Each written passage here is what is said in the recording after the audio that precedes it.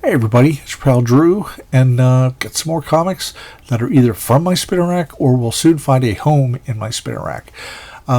Secret Origins Superheroes, it was pushing more characters out. They had $100 comics, which didn't have 100 pages like the old ones had for 50 cents. But, the economy was kind of wonky, and there was a paper shortage as well. So it made producing comics more expensive, but, I said this a million times, they flooded the market. I have to say that every time because this might be your first episode. But you know what? You got a lot of interesting comics out of it. You got a lot of shitty ones too, but what's interesting is there's no number on this. It just says 1978, so I'm thinking they're trying to fool somebody on the newsstand saying, hey, this is, for the whole year. But it's actually, well, just says 1978, volume 2, number 10. Maybe they do. Excuse me, I had to sneeze. The paper is actually pretty smelly in here. You know what? This is 45 years old. So what I suggest, I'm going to do it here, is if you have a paper that's a pulp comic that smells especially bad, what you do is you get a fabric sheet, that you use in the dryer when after you wash your clothes, and you could put it between, not a whole sheet, I'd cut them in half, and you put them every few pages. And if you put them in a bag, then, like a regular comic bag, and give it like a week or so, and it'll make a big difference. So, or once in a while, just like change some of the pages that they're on. Oh, by the way, what is it? What's his name? Gosh, I can't think of it right now. Garcia Lopez is doing the cover. Excuse me, I'm still reeling from that sneeze. Jose Luis Garcia Lopez. And that's just astounding. It's just like, how do you fit these characters and give them all, the same face time on the cover? Well, he knows how to do it. Here we got a very interesting combination. Mike Nasser, who was an assistant of Neil Adams, and then he sort of took on a Neil Adams, style for a lot of the books he did. He changed his name to Mike Netzer. I can't remember the whole story behind it. And, anyway, he's inking Joe Staton, which is odd because Joe Staton's usually the inker. He draws his own stuff too, but I've never seen him be inked by somebody as different as Mike Nasser, because Staton is very cartoony and Nasser has that Neil Adams, real strong, sober approach to imagery. But it's crazy, but I kind of dig it. Check that out. That real dark. That is not a printing error. That is like a Zipatone use. And I don't know. Maybe they should have just had one color for the whole panel because it really stands out. That really breaks the panel down. Jack Davis, classic Mad Magazine EC artist. He's a very busy guy. So all this stuff is so wild. It's like all of a sudden, Joe Staton stuff looks like Jim Starlin's almost, or sort of Frank Brunerish, because Nasser just comes from that same school. I mean, Bruner worked with Neil Adams as well. Here we go, the Dollar comics. They were just trying to get as many books and characters out at once. So like the Creeper, sort of to keep them, hoping some will take. And they do have. 40 years later, they have a big fan base for, say, like the Creeper or Green Arrow, of course. And there's Light Ray, and how about that for the background? It is Don Newton, who I've sung his praises before. He did a Avengers Annual that I did on an earlier episode. There we go. Frank Giamatti, a guy I'm never been that keen on, but I get the impression that Newton, he probably penciled real tight.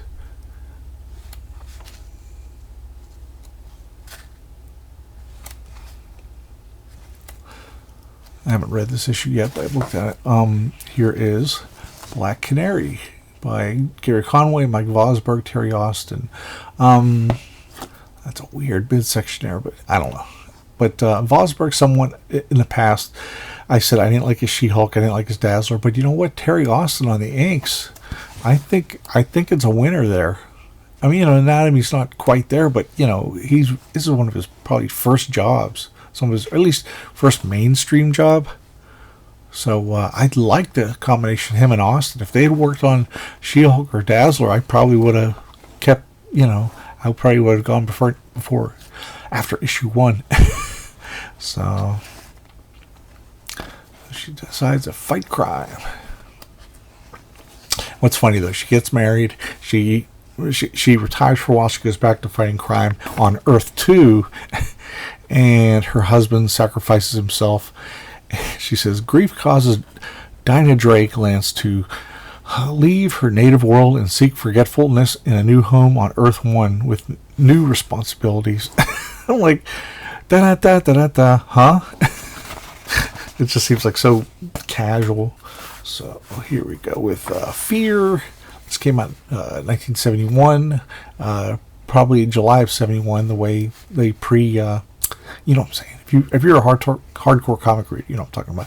So Kirby leaves, goes to DC, so immediately a ton of books come out to reprint Kirby's work. I love this one. I have all the Kirby, Ditko, Don Heck, and others, Paul Raymond comics that in Marvel Masterwork form, from Tales to Astonish and Tales of Suspense, as well as the hardcovers of the all the Kirby stuff and all the Ditko stuff. So I have this already, but you know what? It's fun, you know. And it was, you know, I paid, it was dirt cheap, and you know the spine's doing okay. It's not.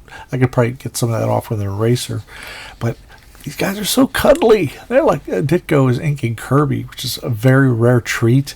But you know, they did this probably 1960 or something like that. This is pre-Fantastic Four 1, and the thing that shouldn't exist. But man, Ditko like I remember Fred Hembeck would go on and on and on about Ditko, and he would talk about how he loved how Kirby was inked by Ditko on occasion.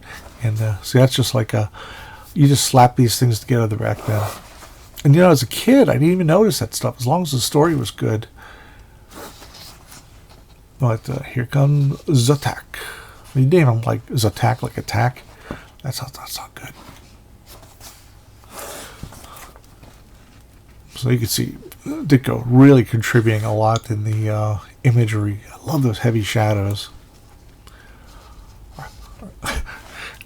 It's like two playthings going.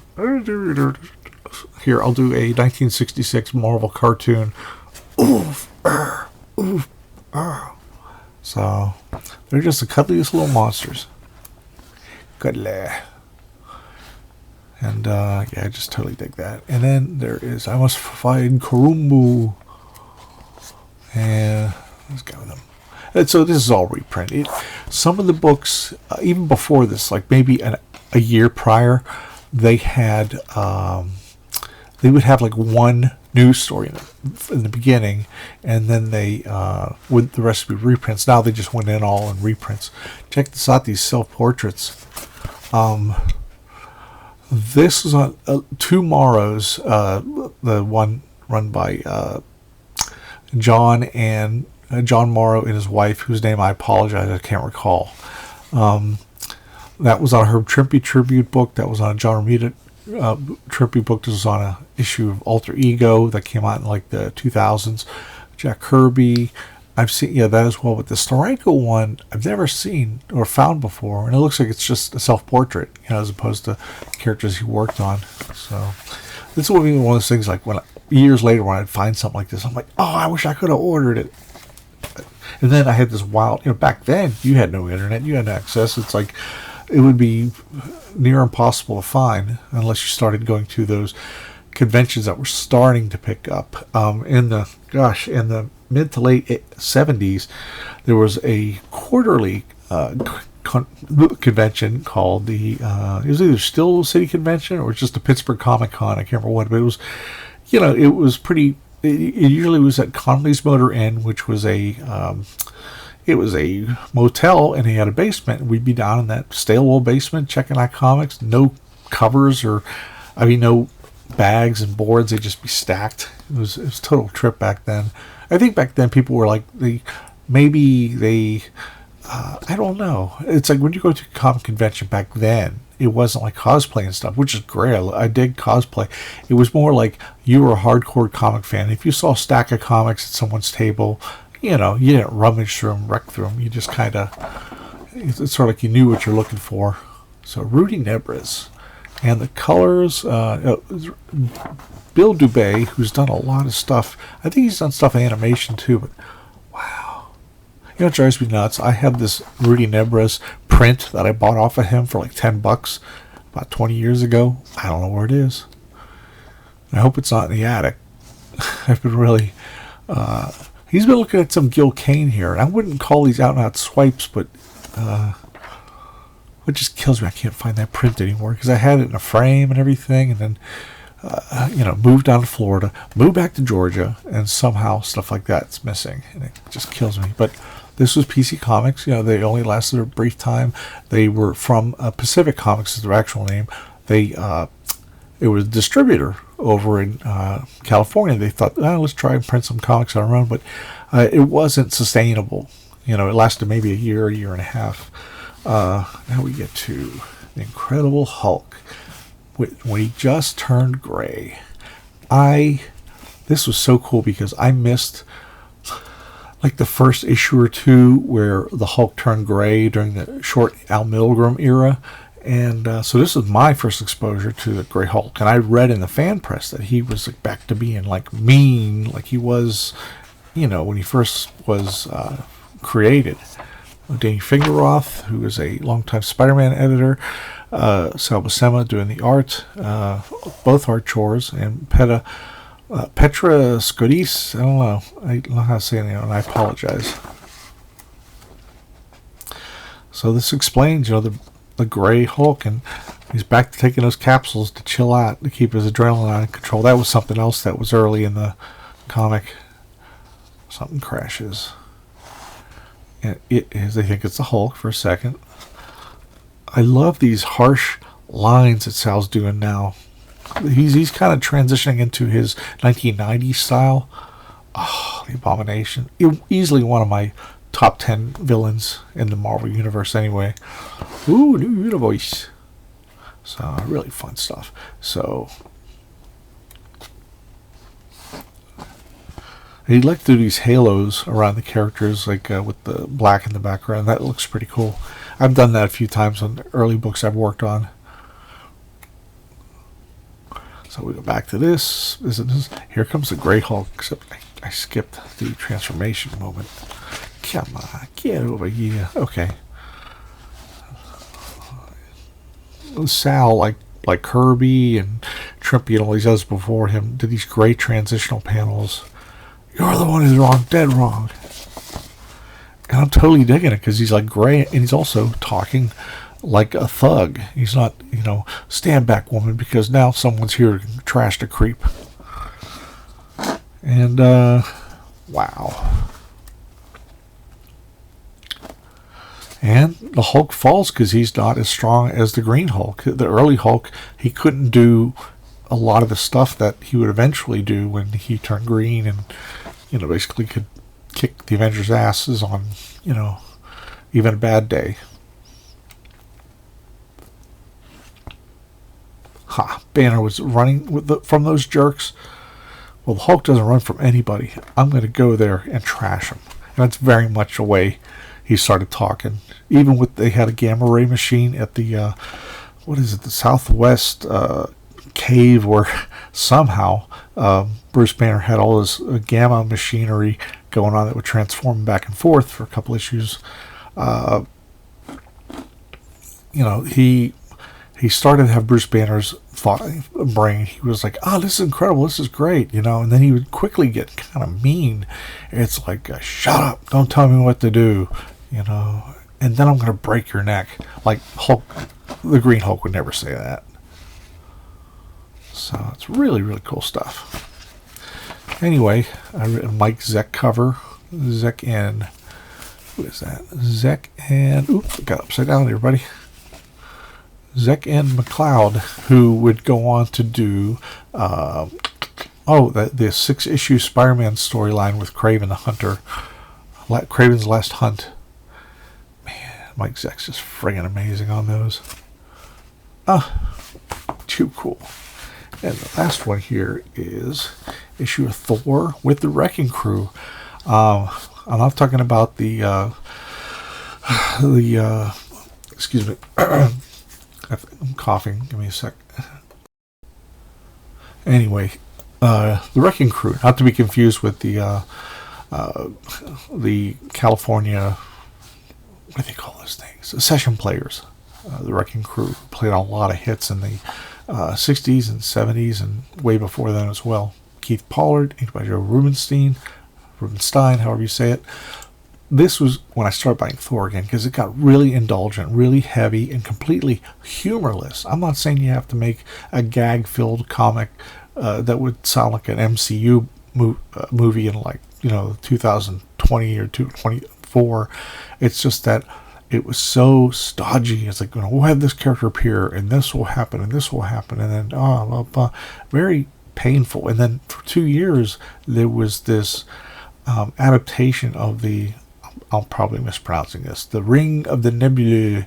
It's a Wagner opera, and they stuck it in Thor and went on and on and on and on and on. Finally, after issue 300, which I've reviewed on a previous episode, they brought him back to Earth, and it made him interesting again, because it just really dragged on. It was so hard to, I don't know, he was the reason Thor was boring for so long, and that's when Walt Simonson came along and decided, hey, we can break him out of this stodgy mold. He doesn't have to be the same exact character or the same exact mannerisms that he had in 1963. This is Keith Pollard, inked by Chick Stone. Not the strongest combination. I dig Chick Stone on the early Kirby stuff, but not only that, though, look at all that background stuff. But it's a bit flat. But Pollard's work just comes through so strongly. Look at all that detail. Jeez. There is the Wreckers. What is it? His cane? What do you call that thing? Crowbar. And the Wrecker lives again. And he brings back all his thuggish friends. The Wrecking Crew, Thunderbolt, Bulldozer, Piledriver, who most of us discovered in the first appearance, Dirt Defenders number 17 and 18, which is probably one of the best storylines for simple action and fun than in the Bronze Age. So they go to a McDonald's. Let's eat, I think, better on a full stomach. The Wrecking Crew's here, and we're hungry. You don't wait, no lines now. Everybody clear out. You get me? I said, wait, get out. Printing's kind of bad on this one. That's better. I hate being cramped when I'm chowing down. Now, if they had Big Macs in prison, I'd have stayed. Hey, with nobody here, how come I get one of them? Hey, Max made my way. These here Max. Okay, that's kind of odd for the way that's usually phonetically written. They only do that at Burger Queen, you moron. So I love it. They're just sitting in a booth talking about Thor. It's like, well, no one's ever laid a glove on Lincoln Center. We could have a field day there with all our fancy buildings. And Thor's sure to show up in public if he dares. Oh, okay. So this, Pollard's, he's got that strong John Buscema feel. He does that crazy foreshortening. There was Kirby that led to John Buscema, who led to Pollard, and a few others like that, like Rich Buckler and such. But Pollard's real, I don't know how to put it. He's amazing because all red panel, love those. So he shocks the shit out of the Wrecker, and it's a terrible end. And in a backup strip, there is, they brought back Tales of Asgard, home of the mighty Norse gods, and for quite a while too. They did it and that was always kind of neat. It was like that little backstory that of ancillary characters that just don't get enough of their FaceTime. Speaking of FaceTime, check that guy out. And I'm not going to tell you the rest, but it has to do with Carnella the Queen. And anyway, thanks, and hope you enjoyed this. Give me insights you might have on some of these characters, what you liked about them, what annoyed you about them, some of your favorite creators that I've been showing and displaying today.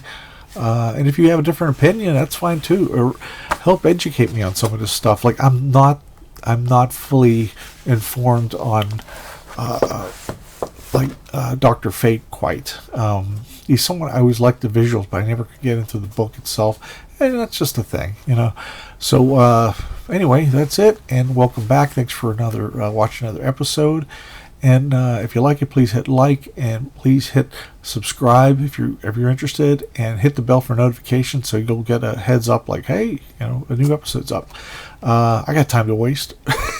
So, I'm being silly, I know. I can't help it. I've been judged as permanently silly by I don't know, everybody, because I am at times. Okay, you can tell at this point I've run out of things to say. All right, I'm just going to go. And please leave a comment below. I won't argue or anything. I like to have the back and forth, and I might even learn something. You know, that's what I dig about this channel. Take care.